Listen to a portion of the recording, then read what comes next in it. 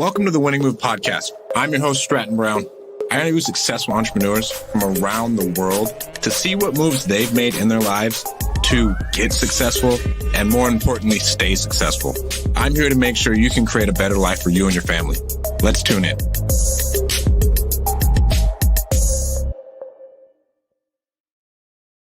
Hey guys, welcome to the Winning Move podcast. It's been almost a month and some change since we've actually been live talking to you guys. I've been off for a little while, traveling for a little bit. I was in Salt Lake and I had no service. I was out in the boonies.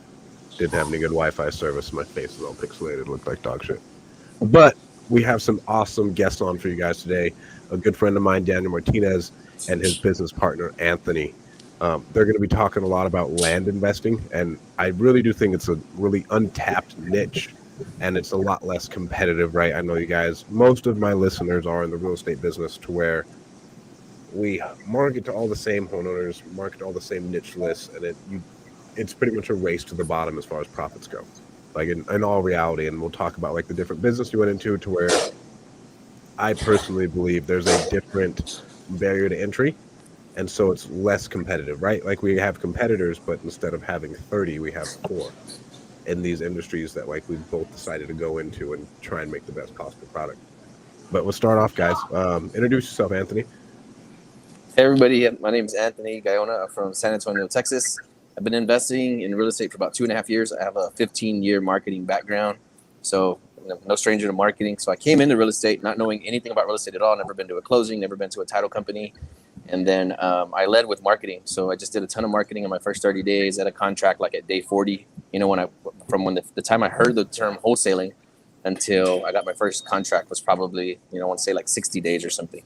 So I only know marketing, less about real estate, and it's led us to some pretty cool places, leading your real estate career with or business with marketing. That's dope. And I'm going more and more down the marketing channel than I am like the sales channel. Like I'm starting like Russell Brunson. I put, what is it? The $100 million offer today is one book I was reading, to where now the marketing side is more interesting than I thought it ever would be. Yeah, I really enjoy it, man, because it kind of takes away a lot of like the need to have like specific training or a sales background or have all these special closes or to know too much about subject to or creative or ROI and cap rate and all these confusing terms. If you're doing enough marketing, then it makes the sales side like hands free. It makes it completely easy. Like you could just trip over a deal is what we call it. Yeah. Exactly. Yeah. And introduce yourself, Daniel. So I'm Daniel Martinez. I am an investor. I own a data company, and I'm part owner of the Hivemind. I've been in real estate me and Anthony actually learned from Jalen White back in the day. So we both took his course, and that's how we ended up meeting. So it's been a crazy like 3-year journey, and we ended up partnering about last year. So it's been awesome. Wow. So you started off with Jalen White's course? Yeah, we both did. That's the first course I ever bought. Yeah, I didn't know anything about real estate. Just found the guru on YouTube, bought his course. Let's go. That's the way everybody does. How did I even get mine? I met Daniel and Steve's thing. Okay. Yeah. We met Real Estate Disruptors. Yeah, I met you at Steve's thing. But let's talk about, so how did you guys get into land first? Like, was your first contract land? Was it wholesaling? What was that? Man, the game chose me. I'm a general contractor and a licensed home builder. I've been in that trade, in San Antonio since I was born. So I thought I'm going to be a house flipper, right? So I'm watching the Real Estate Disruptors, all that. Like, I'm going to flip some houses because I got the license, I got the knowledge, I got the background. I'm going to kill it in this game. So I started running. I did everything for marketing. I did a pay-per-click on Google. I pulled like 500,000 records. RVM did. Started text blasting it. I got like 1,000 bandit signs. So I just started doing marketing, like whatever I could think of, whatever everybody else was talking about. So I'm just going to tap all channels, and whatever I get a response, I'll stick with that. So the very first lead I got was a pay-per-click lead off of Google. It was a house on the south side of San Antonio. Again, I don't even know what to do yet. So I just grabbed, one of the guys on the Facebook page, and I went with him to the house, and he helped me sign the contract that night. Man, when I got there, I talked to this lady on the phone for like an hour, like at 1 in the morning. So I go to her house. She said, "Hey, I'll come tomorrow at 5 or whatever." So I show up like 4:45, knock on the door, and she looks like she saw a ghost. And there's a guy already at the kitchen table signing documents with her. I'm like, "What?" She was like, "I thought that was you. I thought that was the one I was talking to." I was like, "No, I don't even know who's here. What are you talking about?" So after some back and forth and some live bidding right there on the spot, I left with the contract. So yeah, we got that guy off the table. I told that lady, I said, look, here's what's going to happen. I said, this guy's not going to give up. You know, he's relentless. I don't know where he came from. She didn't even know where he came from. And I said, but here's what he's going to tell you. He's going to say that no matter what I offer, he's prepared to offer more.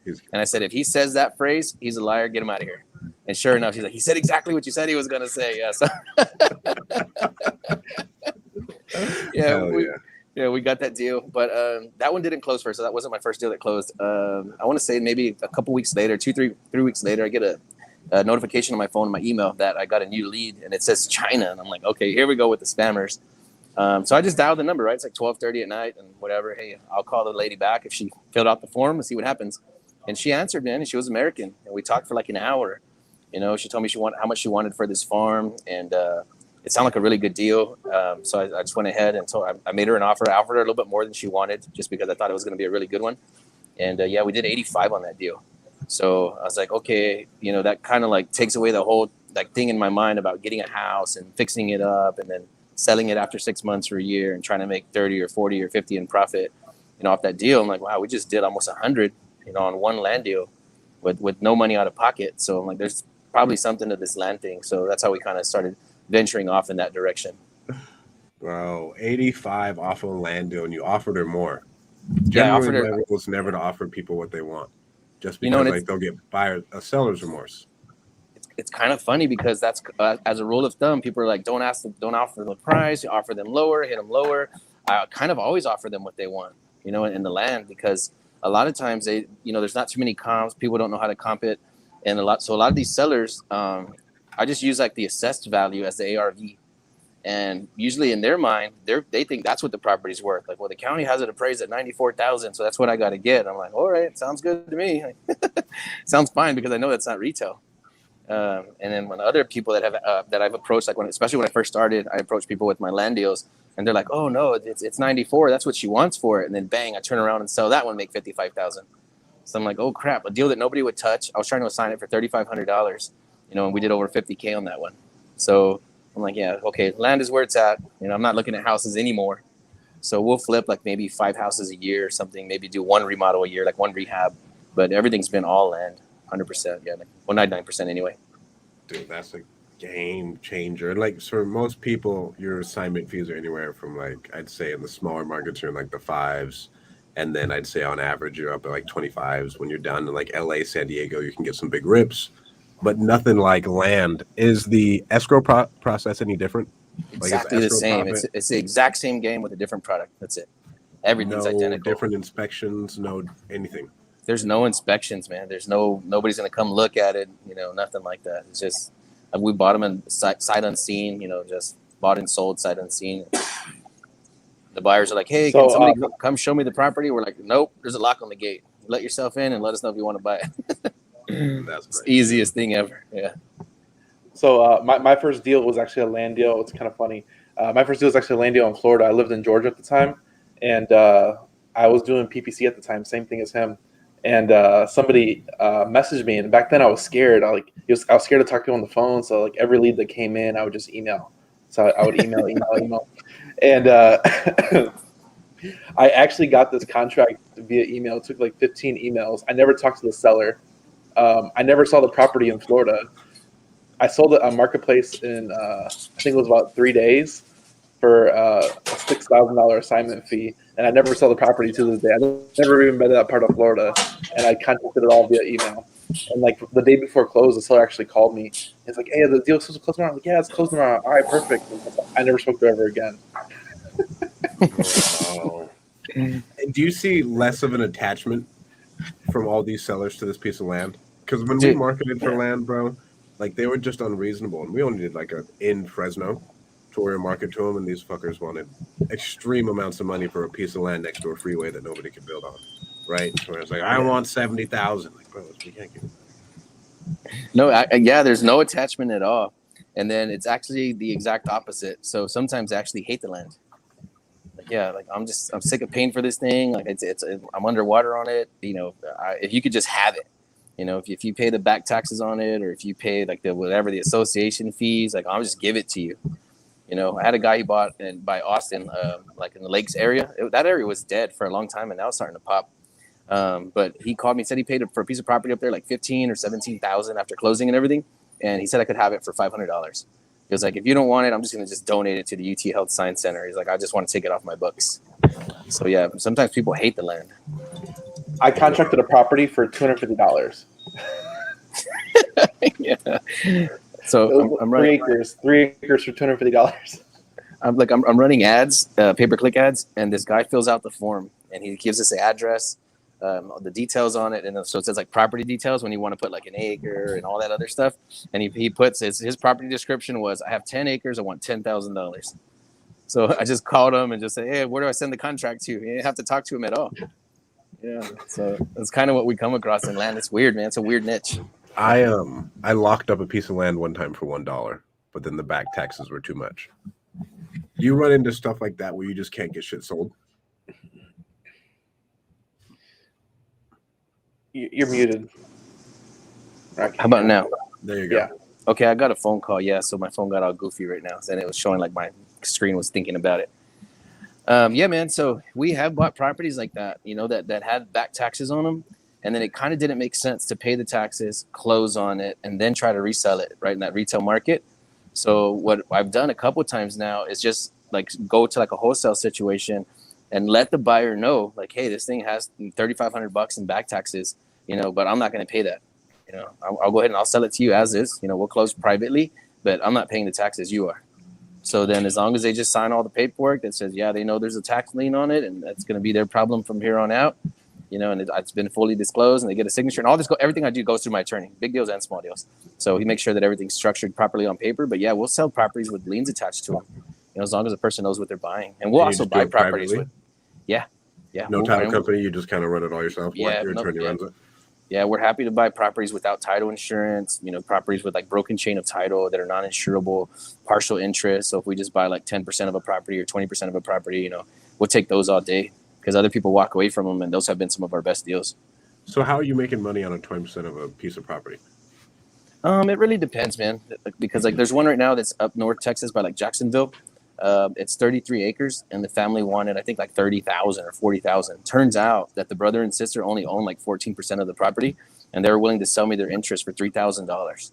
So it's like, okay, I'll take control of 33 acres, fenced in for $3,000.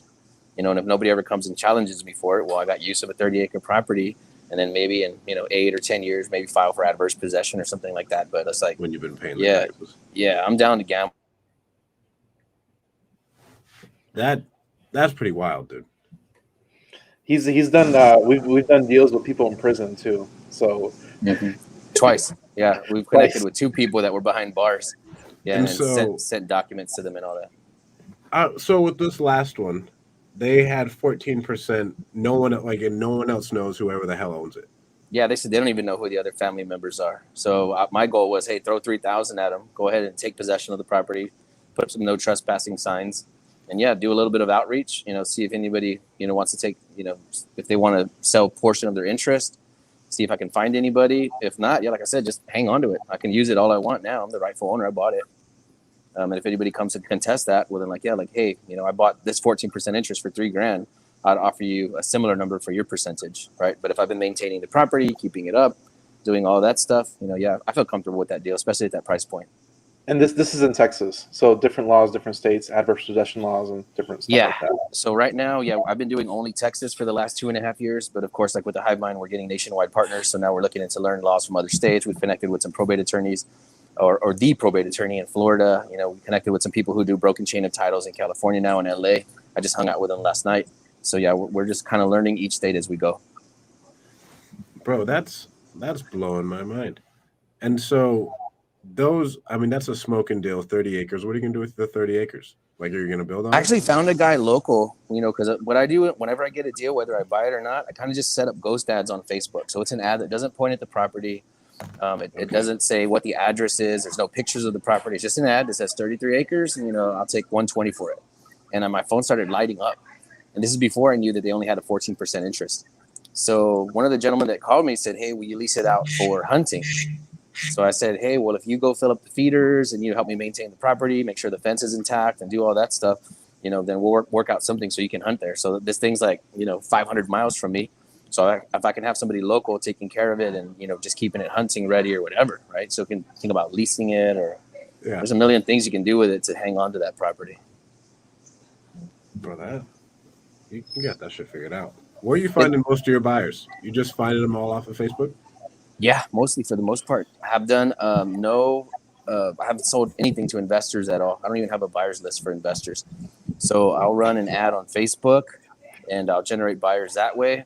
And then I'm connected with some EXP agents. So they'll take like a zip code or whatever, or the property address.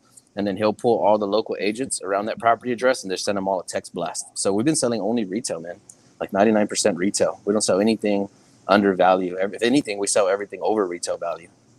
And are these buyers coming in with cash? Like, how are you setting it up on the front end? Is it like a wholesale, or are you just like the person bringing in conventional finance? Man, I almost only double close, and a lot of these buyers just bring cash. For land, it's a cash game, almost, because everybody kind of already knows that banks don't even lend on land.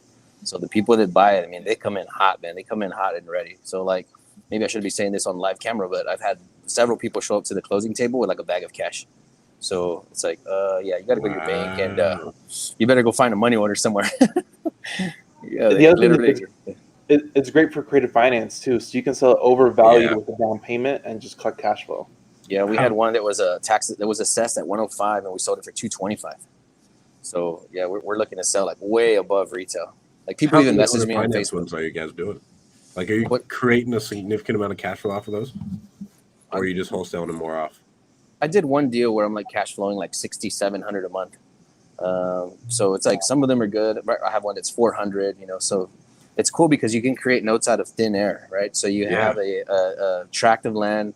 I was buying 5 acres for $8,000, like an hour south of San Antonio, and then I sold it for $8,000 down, and then $400 a month for 5 years. So I sold it for like, I don't know, 32 or 33 grand or something like that. When I got it for $8,000. Talk to me about your $6,700 a month. How in the world did you create that thing? So that was a deal. It was a 10-acre tract. Dude, this was actually nothing out of pocket to me. So there was like a $40,000 foreclosure on it. We brought in a buyer that had 80 grand. So he paid off the 40,000 for the foreclosure. Just the 40,000 went into our pocket. And then they said, we'll pay it off roughly like in a year, 18 months. So that's a number that they agreed to. 5% interest, like at 6,400 and some change, or 6,500 and some change a month, something like that. It's not a bad deal at all. No. Yeah, so that's why we like it, man. It's like, say what you will, and I know I love Burr and houses and all that. I know it's a good game. I know people are capturing houses for free, but if we could find deals where, like I said, like where if we're gonna pick it up for 10 or 12,000, and then we turn around and sell it for 10 or 12,000 down, but we sell it for 39,000 or 59,000. You're creating notes with no out-of-pocket expense at all, no credit check, no down payment, no nothing. So we're just trying to find as many of those as we can. And I realized early on that it was a low-volume game. I know you're not going to find 22 of those in a month, but okay, so what if we educate the whole country on how to find these types of deals? Then we're just 50-50 with everybody in the country. So that's what we're looking at now. Man, I'm not a big house guy either. I'm really not, especially with land. Like, so what headaches would you have that come with your notes?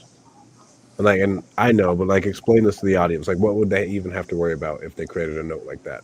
I haven't ran into any problems yet with like not getting paid on a note or something, but I would think that's it. Like the end buyer decides to not pay you, and then worst case, you foreclose on them and then resell it again for full price. And what I've heard from other colleagues is that, let's say they bought it for 10, sold it for 40, and then the person defaults. Well, by the time they go to resell it again, now it's worth 49 or 59. So it's like, not only can you resell it, but you can also resell it for higher than you sold it the first time. So worst case scenario, you get the property back and you get paid twice. Well, and they're not making any more land either. That's something that's special, right? Because no matter where you look in any major metropolitan area, I mean, there's only certain amounts of parcels around. And so I've had people message me on Facebook a ton of times now, like LOL and laughing faces and like, hey, man, you guys are selling that way too high. Good luck. You're never going to sell it. And then like a week or two later, we sell it for full price or above. So it's like, it depends how bad somebody wants that piece of land. And with houses, it's like coming from hedge fund buyers, like everything's more based off of like how much you're going to make per month. And we have these fixed numbers and we can't break our spreadsheet. But when you're dealing with retail end buyers of land, they're happy to break the spreadsheet. They don't even know what a spreadsheet is. So they're happy to pay 10 or 20 or 30% over asking. So a lot we're selling right now. The realtor that I'm working with, he didn't want to blast it out. He said everything in that area of that size is selling for like 60 grand. And I'm like, well, yeah, but this one has utilities and all that stuff. He's like, no, that's just too much. I don't want to mess with it. Okay, we just sold it for full price without him. Yeah, so people are happy to overpay for land for whatever reason. And so you're only doing stuff in Texas. And is there a reason for that? Is that just where all your marketing was? That's all I knew. Yeah. So like I've had a construction company for almost 20 years. So I'm used to running traffic in my own backyard. So it's just like mindset, like, oh, I can run traffic around San Antonio an hour plus. And then so when I started doing land, I noticed that the larger geographic area that I covered, the cheaper the leads got. So I automatically just kind of opened it up for the whole state of Texas. And then 3 of the biggest deals that I've done so far have been in these tertiary markets in cities that I've never heard of before. So that was kind of the deal size.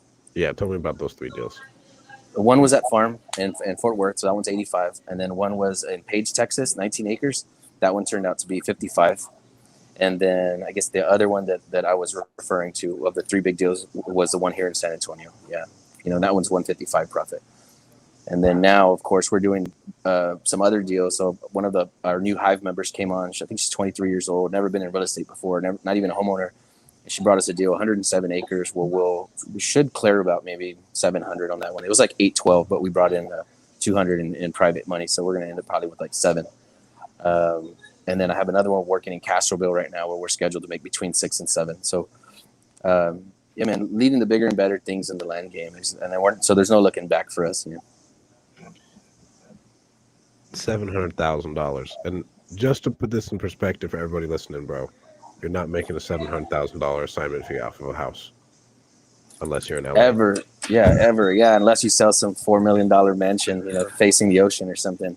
So that's what I love about land, man, is that it's literally limitless, right? A lot of the killing we've done has only been in Texas, and we haven't even scratched the surface yet of what's about to happen as we expand into more markets. So, yeah, really excited to like just kind of bring this new idea or technology or platform to the environment, to the market, and see what kind of deals we can do, because now we have people from all over the country sending us deals here, and then we're sending them deals over there now. So it's like we can kind of rapid fire deals back and forth. And it's interesting times, man, and it's pretty cool because like I would think that somebody that's like far more intelligent than me would put this together or build it, and it's like we kind of like accidentally put this together. We accidentally put together the strategies. I didn't even know what creative was or sub-2 when we did our first deal. I didn't know what an ovation agreement was, never heard any terms like that. And then we're doing all these advanced strategies just because we're trying to leverage the available capital we had on hand. So we weren't trying to be fancy, and we didn't read it in a book. We just kind of like stumbled our way through it and came up with something pretty cool. And then so other people hear it and they're like, what the heck? What are you guys doing? And like, we don't know. We're still learning. We're rookies. We're just trying to figure it out like everybody else. Where'd you learn about the creative finance stuff from? Did you guys just really Google it? It's from his mentor, yeah, right? Yeah, I was going to say Ryan and Logan Fulmer. A lot of people know who he is from San Antonio. Him and his partners do like maybe 200 deals a year, buy and sell. So they mentored me for the most part. But this one I caught Jaime Fridias on, actually, from the Valley. I was driving to go see that farm, and I couldn't see a strategy, but I knew the property was cheap. And I started talking to him about it. And then he was like, why don't you see if you can just offer her like where you sell it off in pieces and then just start to pay her as you go. Addison Blanks put me on that one too. Yeah. So between the two of them, they just kind of said like, hey, offer her a little bit up front, and as the property sells, just pay her off. Well, lucky for us, as soon as we got it under contract, we sold it immediately for asking. So she was okay with being able, like if we sold it, cut it into 4 pieces and sold it off in 4 tracks or 8 tracks, she was willing to wait for her money. So that one just worked out. Like it just worked out by itself. Dope. And have you ever not been able to move a piece of land? Or have all these things sold? I don't know, not being able to move it, but I did have to bail on one. So I even paid $5,000 for a survey, 70 plus acres, Jacksonville, Texas area. And I kind of got into it with the family, man. Yeah, because I had went out there to see it with my family, and one of the brothers was just a hothead. And he was like, oh, yeah, y'all came over here and y'all threw a water bottle in my yard. I'm like, man, we're not savages, you know what I mean? But the deal just blew up. Yeah, I was like, you know what? You guys can keep that piece of property. I'm not going to do anything with it anymore.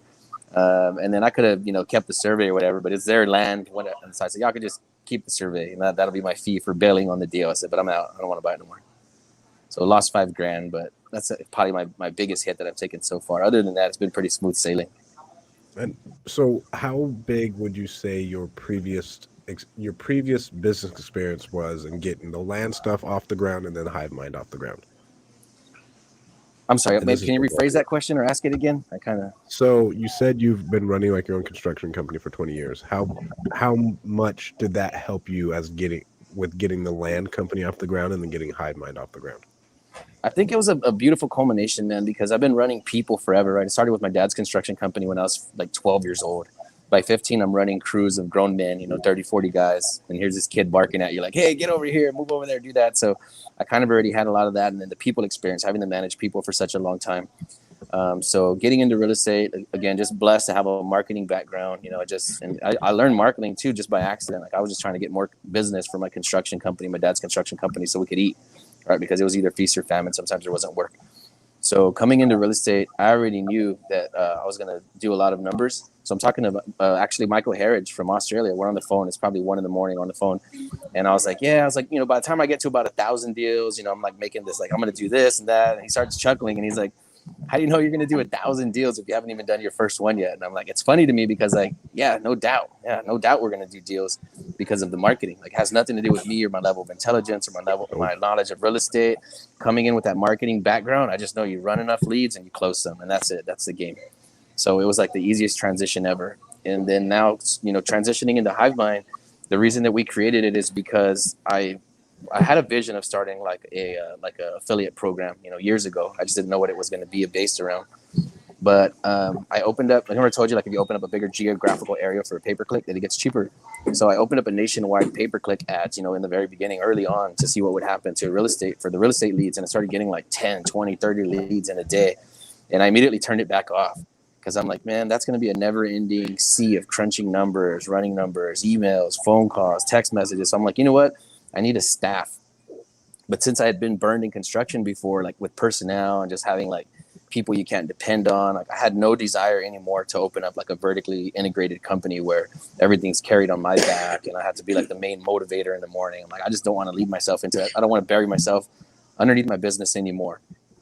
So we thought the only way that we could scale this thing is if we could just teach other people what we're doing for free. And then as they start to mimic the strategies, some of them would come back and ask for help. So I started doing this in Facebook Messenger. People would message and say, hey, I seen you in the group. I saw you did this and I saw you did that. Can you help me? And I'm just like, as fast as I could text people back, I'm just helping everybody. I'm not saying, hey, I'm a guru. Hey, pay me nothing. It's like answering the new people's questions like the veterans did for me in the beginning.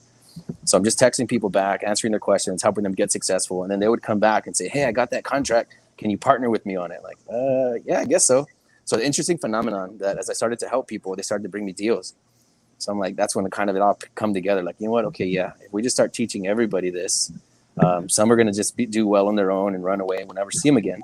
But, some of them are going to actually bring those deals back to us and we're going to 50-50 with the whole nation.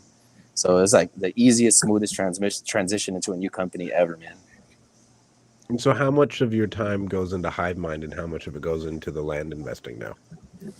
Well, Daniel's like, he's the other half of my brain. Like he was the original Hive, right? He was like, I outsourced my brain to him. So he does a lot of the back end technical, customer service. Like he already has his VA set up. So it's almost passive to him. So I would say as far as like the software goes, maybe, selling it might be just hanging out and teaching somebody about land and saying, here's what I could do for you. That's pretty much it.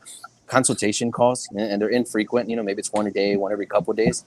And that's really all I do with HiveMind. And then for land, for the most part, I'm not working my own leads anymore. So they come into my CRM and then my team takes over the leads. That's what the system's designed to do. So you're passive. I haven't opened up my own CRM since late February. So it's been months since I've actually worked inside of my own business. So a lot of what I do is like the one-on-one coaching, one-on-one training. I will get on the phone with sellers and close them, right? And try to get the contract or try to negotiate some kind of creative deal. And I will get on the phone with buyers. A lot of our buyers are Spanish speakers. So I'll get on the phone with them and bring out the hammer and try to make them sign that contract and give us a non-refundable deposit. We'll ask like $5,000, $10,000 non-refundable, so you got to be pretty bold to ask people for that kind of money. So I'm happy to help our team members get deals signed, and I'm happy to help team members get deals sold, So how we work it is, how we work is I run the software side. I do all the management for that because the way it's going is that we're going to have like different divisions in our business as HiveMind as a whole, just because as long as I keep the customers coming in and keep them happy and train them and keep them on the system, Anthony can do all the real estate side and handle that side of the business. So we do run it together, but I mostly do software and like I do underwriting too for deals and comps and all that good stuff. So we're starting to learn triple net leases and ground leases.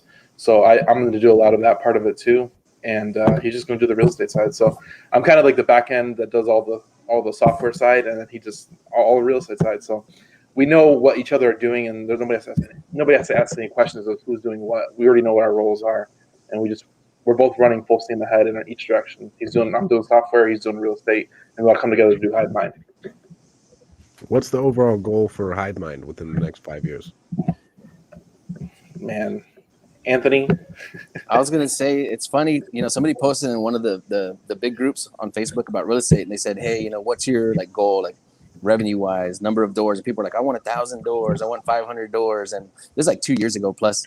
And I commented, I said, like, I don't keep numbers like that, arbitrary numbers for no reason, so I don't really have like Q1 goals, Q2 goals, or anything like that. My main thing is just run a ton of traffic, add as many users as possible, and then take that capital and then just relocate it into hard assets like mini storage, apartment complex, and that type of stuff.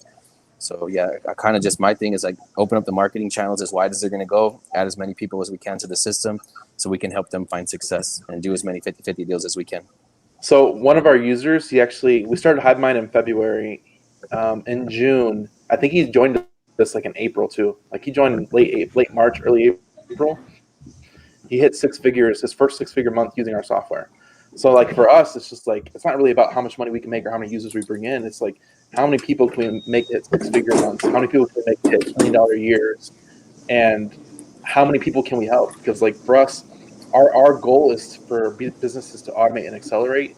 And if you can't do that, we failed you using our system. We failed you. Like we didn't provide enough support. You didn't ask enough questions. Like at what part did we fail you as a software to not accelerate your business? Because the tools and resources are there. You just have to utilize them. That's what we always tell people is that like, if we can't make you successful, right, then we fail because we're only, positioning ourselves to be a 50-50 JV partner. So if we bring somebody on that's new, we help them run traffic and we help them set up all their systems and automate everything. If they don't get any deals, then neither do we, right? So it's we would love for you to subscribe to the software and pay $100 or $200, but we want to do deals with our users and big deals. So that's not our main focus. Do as many big deals as we can as possible, as fast as we can. Daniel, when the hell did you get into software, dude?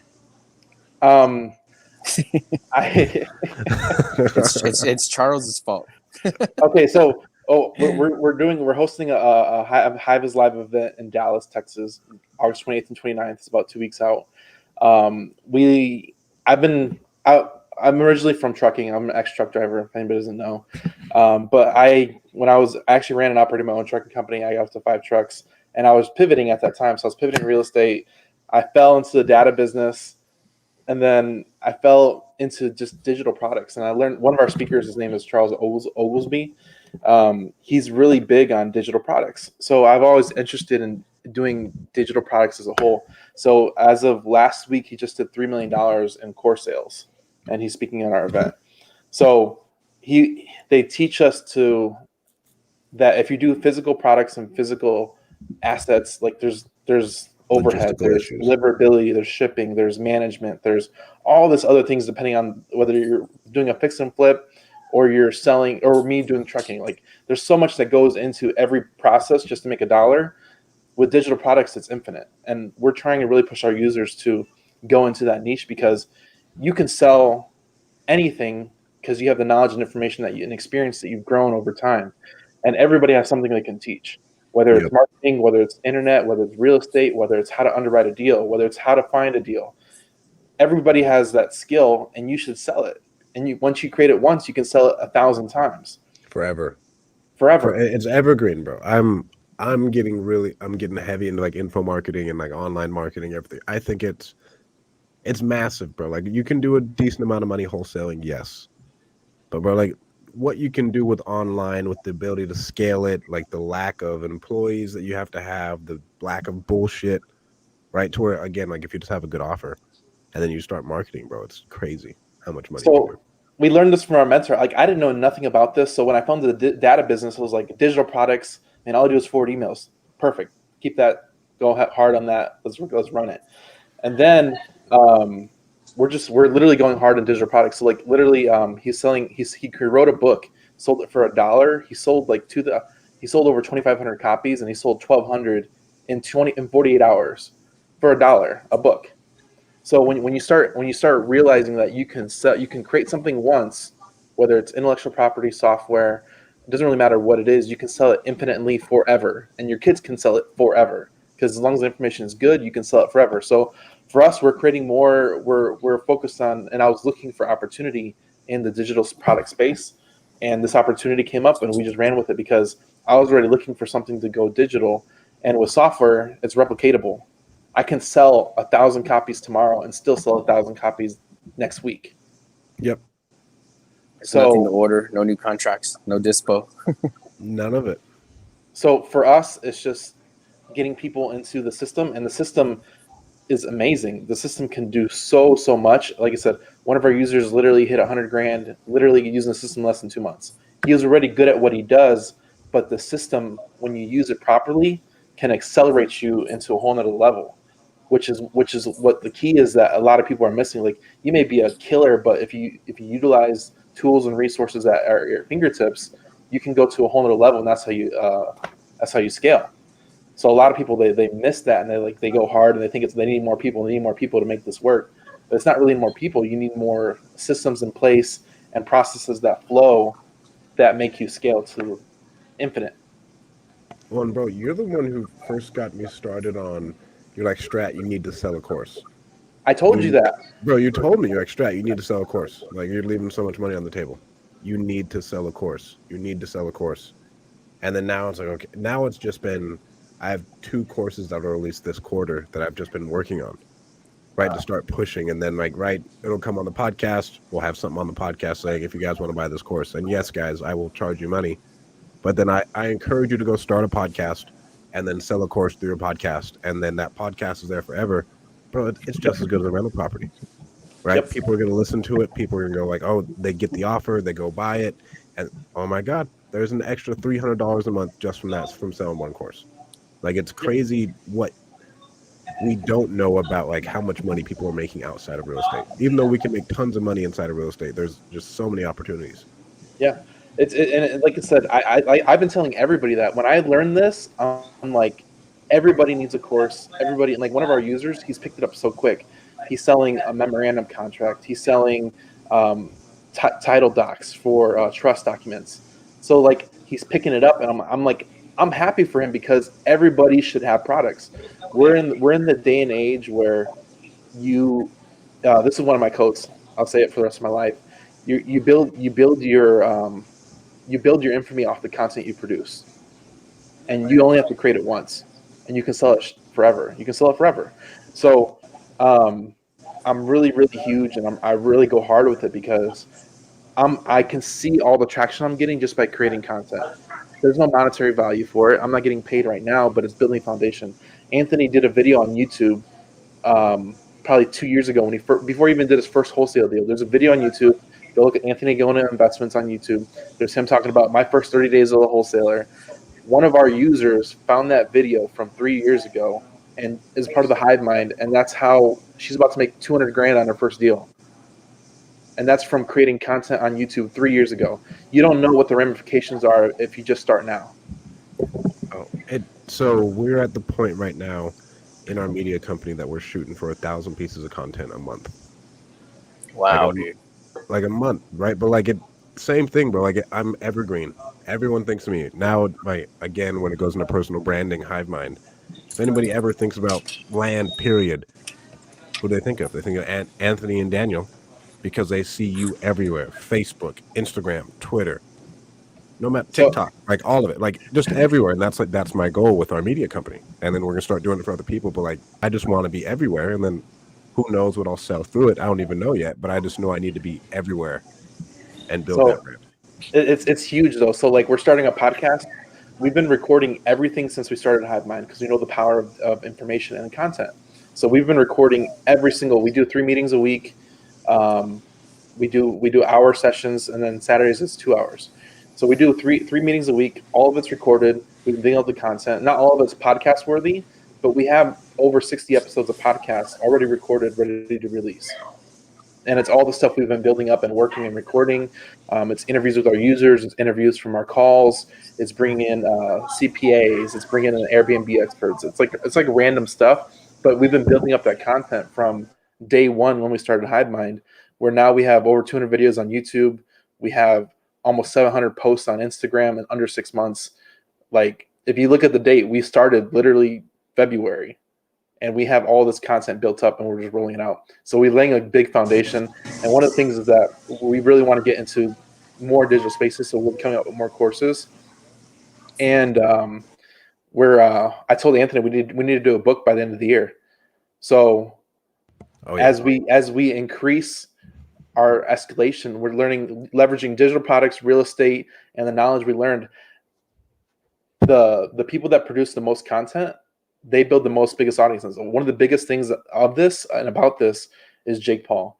He's an annoying person, but the dude made over like $100 million or $50 million in that fight. I don't even know how many. He made multi-million dollars in a 2-hour fight with a pro boxer, leveraging his YouTube audience. The greatest pro boxer of all time. Yeah, greatest pro boxer of all time.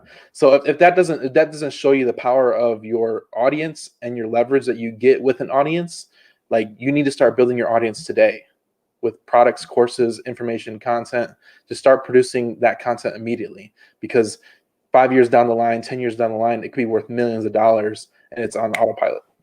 And for you guys listening, think about this. When he did the gotcha hat thing, I was like, bro, he's a fucking genius. So he takes off Floyd Mayweather's hat, takes it, and then 2 hours later on Instagram, he has swipe up to get a gotcha hat. Yep. I bet It's you brilliant. he made multiple 6 figures off of that. It's brilliant. I even saw one today. I forget his name. He sold a $1 NFT, sold 1 million copies in 57 seconds. I think that was Tory Lanez, right? Yeah, Tory Lanez. I forgot the name. Yeah, they're Tory Lanez. It was insane. And that's the power of a $1 product with an audience that you can make $1 million in under 6 seconds. It's nuts. Yeah. Everyone listening, I'm telling you, you are using social media the wrong way. You're consuming like our content, yes, but I do think you need to be putting out content all the time. Everyone who's in business, or even if you're not in business, you just want to be an influencer and get paid for being hot or being cute or for your feet, whatever you want to do. If you put it out there, I'm telling you, like, you'll get the followers and then you'll be able to monetize it. Like, it's crazy. It is absolutely insane. So one thing I told Anthony is that literally with what we do, and since we teach real estate and we have a software that helps all businesses, because we have a surfboard client, we're getting we have a couple clients that run multiple businesses through our system. We're picking up a beauty salon client that's using HiveMind, a real estate software. The software can be used for any type of business. Literally with our product, we can sell to anybody. How many people want to learn real estate? Everybody that turns 18 every day. Like, there's infinite supply. And we're in another mastermind, and I love that mastermind. It's one of my greatest things that I do. I never miss calls or anything. They said it's the Todd Capital Mastermind. It's one of my mentors. He does a mastermind for literally $50 a month. It's insane. The Todd Capital Mastermind. Oh, I think I follow that page. Yeah, Todd Capital on Instagram, Todd Billion on Twitter. That is one of our mentors, and I did Instagram live with him yesterday. But you can go to tcmastermind.biz. You can find all of our mastermind products. But what I heard in the last week was a lot of people think of business as a local business, but you got to think of your business as a global business, and that's where you get to the opportunity to reach the world. A lot of people think too small on their business and their opportunity, and like, oh, I'm only going to work in my market. Like, you got to make your business into a global business, and I think we're literally striding every day. Like, we have a couple Canadian users. We have one user who lives in Africa. We have users in Australia. So we're already hitting the global market, and we just started 6 months ago. So when you switch your mind to making a global business instead of a local business, things change. So, and with that being said, how do you combat being a global business and not making money in your niche right now? We're making money in our niche.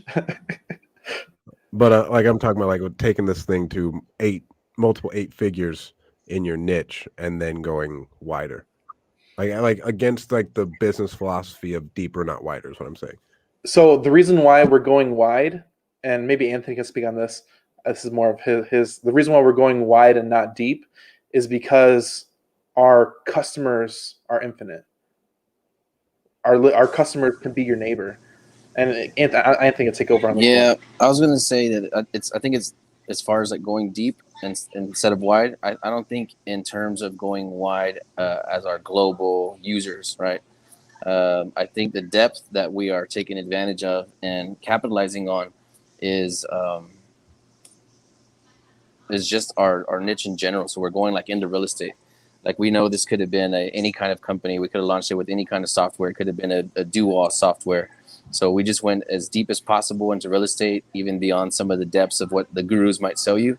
And that's the only thing that we used for momentum. So we're just going as deep as we can into that one space. And then as far as like our user base being spread out, again, it's less about dominating in your like local market. Our local market is just real estate and land. And that's what's setting us apart from everybody else. So as we penetrate deeper and deeper into the land space and drive up the volume, to infinity, yeah, then we're just kind of just like covering the whole entire globe with just the same concept. So it's not affecting our ability to go deep. Love that answer. Yeah. Do you guys have any other parting words? I wanted to say something real quick, just to back us up for 10 seconds about social media marketing, because we did touch that and then we moved on. I'll make it real brief. Oh, no, bro. Go ahead. You Thank can go you. time you want. Thank you. Yeah, my mic stand is getting goofy, so I'm having to support it here. So sorry if I have some awkwardness. But I think something that I did in my career, I've been learning, marketing for almost 15 years, and something that I really hesitated on and that I regret now is that marketing is this simple. Everybody wants to wait until they're a guru or until they're successful before they start creating this content, because then they think, well, people are going to respect me because of the numbers that I'm doing. But that's the biggest mistake and the biggest mindset mistake that I had ever made in my life and my career. Yep. Is the content that you're creating should be what's happening on a day-to-day basis from launch day. So my first YouTube video that pertains to real estate says my first 30 days as a wholesaler. And I said it on this interview. I didn't get a contract till like after day 40 or something like that. So in my video, I said, I guess you can call me a wannabe wholesaler because I haven't done any deals yet. So I like poke fun at myself. And I think people really, really miss that. And it pains me to think that I did it. So I want other people to avoid the trap is record everything. Record your very first property walk. Record yourself calling the sellers for the first time. Record yourself hanging up bandit signs. If real estate is your niche. But if you're in another niche, if you're in a cake baking niche, just show what happens in the kitchen. Show everything that you put into that. Show how clean everything is in there and the lighting and what it took to get the lease done and why you were hunting for a building. Like start recording that content early, and then you have free product to push out into the marketplace that becomes essentially your sales funnel. So as you're creating this content, all you're doing is recording your life. Nothing special about it. Package it in a cool way or in a bad way. Throw it up on social, and that's part of your sales funnel because you never know where somebody's going to find you. So by letting those minutes and those days and those moments pass you by, you're losing out on valuable content. So all I wanted to say was just make sure you capitalize on everything. No matter where you're headed, no matter how far along you are. Well, people got to know your journey, dude. And it's a lot more personable. That way you're not just some guy on YouTube talking about he's making millions of dollars. They can relate to you and like they can see that entire journey. And I feel like it builds the brand even bigger. Yeah. Yeah, definitely. I've had people call me up now, and I posted my real estate journey on YouTube. And people message me like, man, I've been watching your videos since the very first one when you hadn't done no deals and you come so far so fast. And so by the time they call us, they're like already sold. Like I'm joining the mastermind. Like I don't even have to say anything to them. They're like, oh, we're in. Get me in. Yeah. Bro, they already know you because they listen to all your stuff. That's another thing too. They're like, man, I just watched all your videos. Like, well, thank you. I appreciate that. So it's cool. Yeah. Like you said, they already know who you are. They know your name. They're familiar with you, and they are ready to give you their credit card before you even talk to them. So that's something interesting. Yeah. And it's kind of like you said, spreading it out on Instagram. Just a little bit of something everywhere goes a long way, because some people only want to see YouTube. Some people only want to see Instagram. So it's like just drip stuff everywhere. We recycle stuff. We repackage stuff. So we'll record a Zoom. We'll dump it on the YouTube, take small clips of that, dump it into Instagram, So we're just like constantly just recycling content and just spreading it out as far as it'll go. And that's pretty much the game. I think any new person can do that. You don't have to be successful. You don't have to be wealthy. You don't have to have a cameraman. I mean, a lot of our best, content has just been shot with a cell phone. I'm on my iPhone right now, and it's the best camera. I'm going to buy more expensive cameras for our studio, but like this thing's in 4K. Like it looks pretty good. Alex, yeah, your picture's beautiful. Yeah, that's the world we live in now. Yeah, like let's not waste time. Let's not get fancy. And if you skip over that desire to be fancy or the desire to say, hey, look at my bank account, now you should listen to me. Like, nah, man, it's day one that you launch, when you're bootstrapping it, when there's nothing in the account, start recording that day. Exactly. Yeah. So I had a meeting with one of my clients yesterday, and I've never had a conversation like this before, but it was a wife and her husband, but he was blind. And he tells me that he listens to all my videos on YouTube. He's like, I listened to the call from yesterday, and I appreciate you explained a lot of the details I'm really glad you went into detail about it. I'm like, what? Like, this is, he's like, yeah. He's like, I didn't see the YouTube, I heard it. And I'm like, because I'm blind. But it was one of those things where like you don't really know who is listening and what they're listening to and what information they're getting from the content you produce. And a lot of people, some people don't like and share your videos, but people are watching. And it's not really about the likes and the shares and all that stuff. People are watching no matter what you post, even if they don't like it. So you got to overcome that fear of, I don't know if it's good enough. I don't know if I said something stupid in that interview, should I post it or cut it out? Like, it doesn't matter. When you come across and you stutter and you say something wrong, and it's okay. It's okay. It shows how human you are, and you're bound to make more errors. Hey, I was gonna say in that 30 days video that I did, I promise you right now, live on air, that's the worst quality YouTube video on YouTube. The sound quality, the pictures all shaking and stuff on my dash cam while I'm driving. So it made the audio even more terrible. And then that fear part of myself told myself, like, don't post that video. That video is crap. Just shoot another one.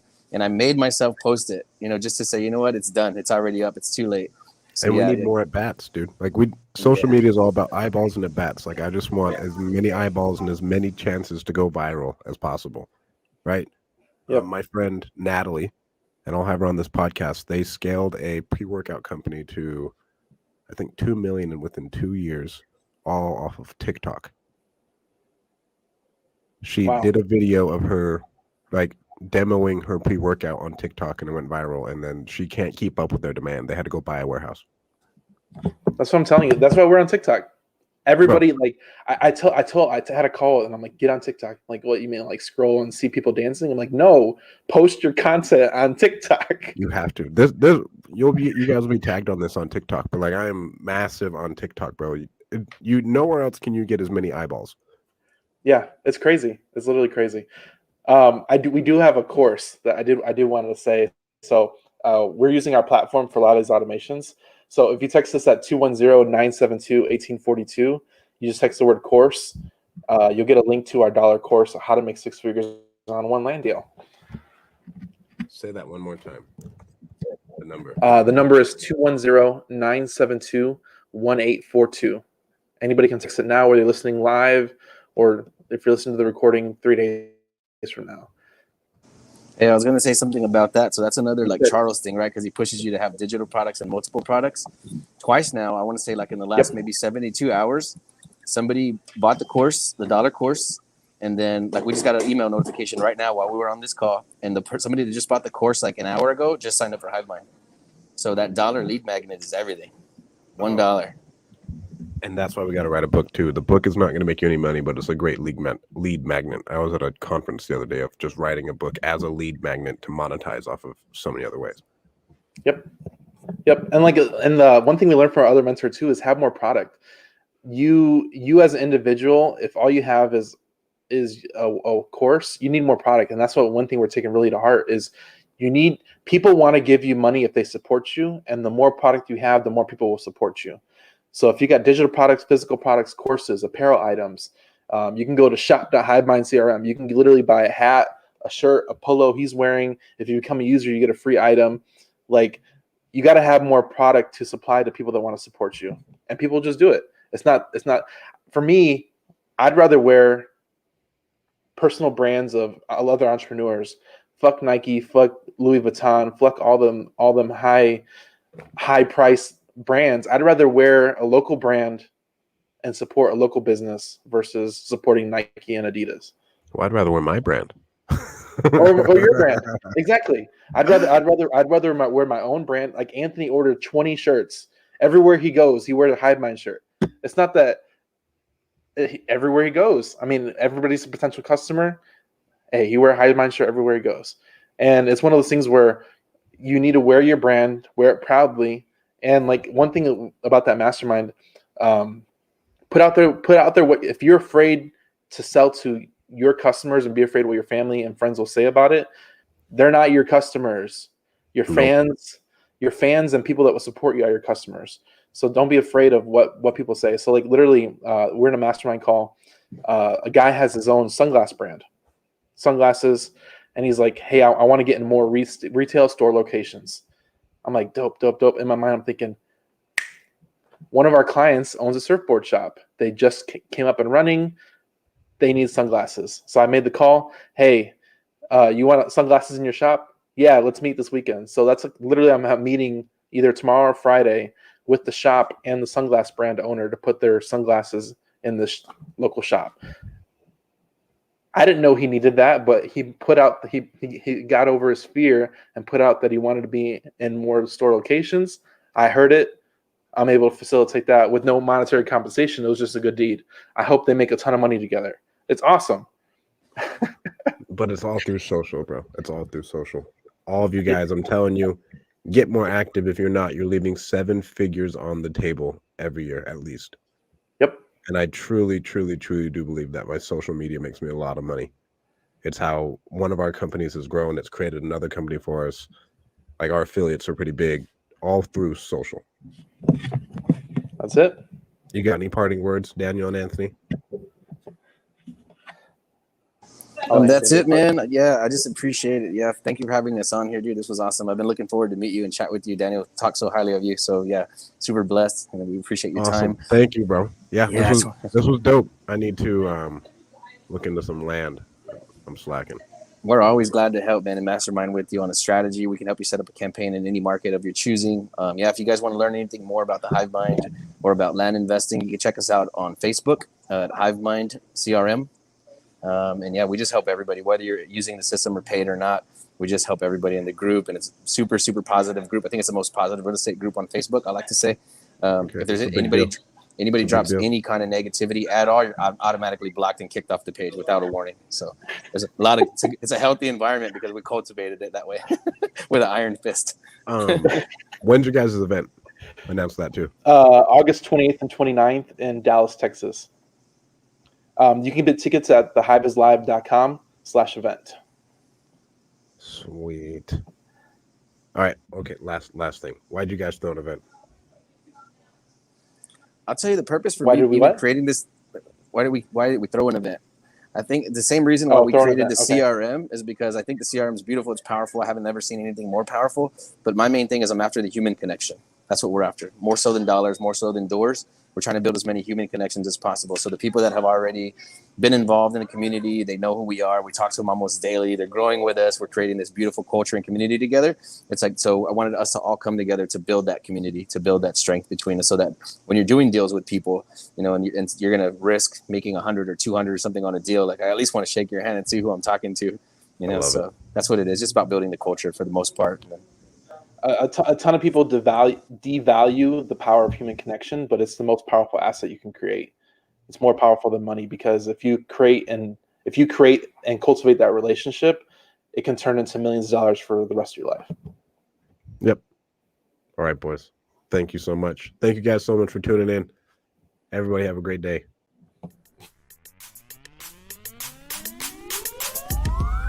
Thank you so much for tuning into this episode of the Winning Move Podcast. I hope it helps you make all the right moves in your life and business.